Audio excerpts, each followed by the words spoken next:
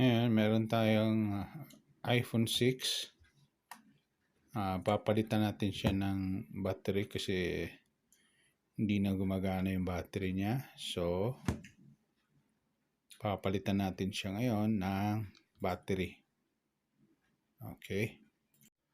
Okay, so ngayon, tatanggalin natin yung screw na nasa likod, nasa bottom. Ito yung screw niya. Ito, isa. Tapos itong isa pa. Dalawa to. So, yan, tatanggalin na natin siya. Tapos, tanggalin na natin yung LCD. Gamitan natin siya ng pick. Ikot lang, ganyan. Tapos sa kabila, dahan-dahan lang baka maano. Okay, buksan na natin siya. Tapos, yan, dahan-dahan lang.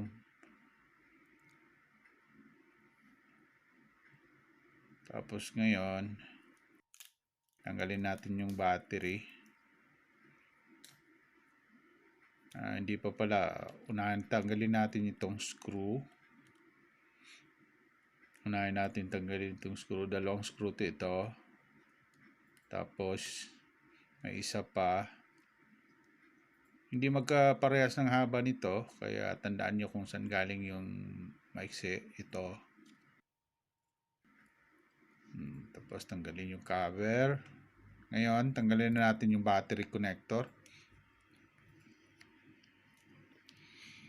Okay, gumamit ng metal.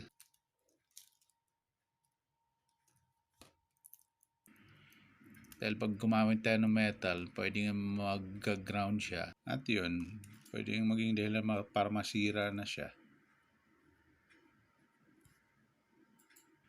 So ngayon, palitan natin siya ng bagong battery.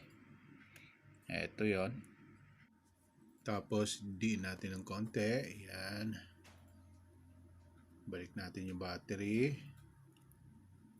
Diin natin siya ng konti para dumikit siya sa sticker. May sticker yan sa likod. So, yan. Ngayon, balik na natin yung cover. Yan, balik natin itong screw.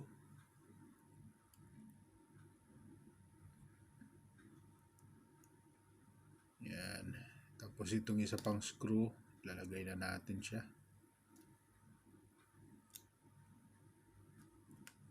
Huwag natin masyadong higpitan. Konti lang. Ngayon, balik na natin yung LCD. Lock natin dito sa gilid. Yan. Ngayon, subukan natin. Plug natin yung charger kung gumagana na ba siya. Okay, done. So, tingnan natin kung ayos na. Try to charge it. Ito yung charger wire natin. Plug natin siya.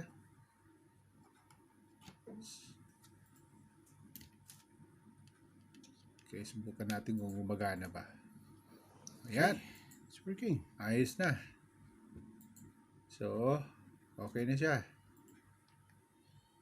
O, ngayon, pabalik natin yung screw. Dalawang maliliit na screw.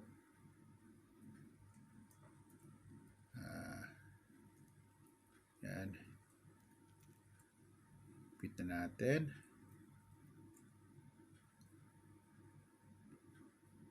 Pitan natin ng konti.